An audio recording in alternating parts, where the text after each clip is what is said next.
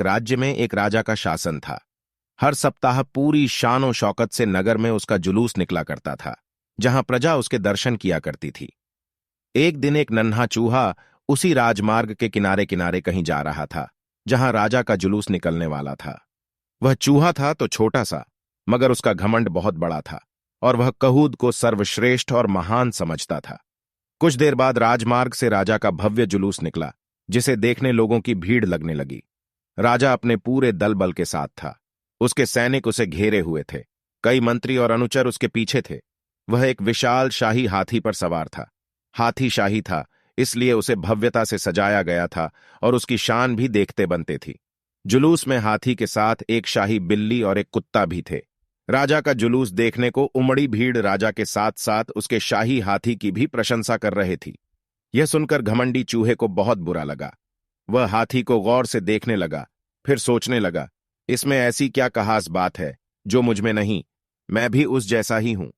मेरे पास भी 2 आंखें, 2 कान, 1 नाक और 4 पैर हैं। फिर उसकी इतनी प्रशंसा क्यों? उसके विशाल शरीर के कारण, लंबी सूंड के कारण, छोटी छोटी आंखों के कारण या झुर्रीदार चमड़ी के कारण? किस कारण?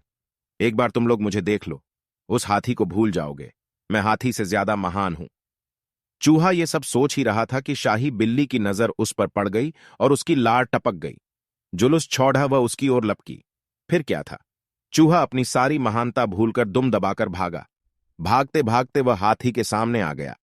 आगे बढ़ते हाथी ने उस पिद्दी से चूहे को देखा तक नहीं और अपना विशाल पैर उठा लिया।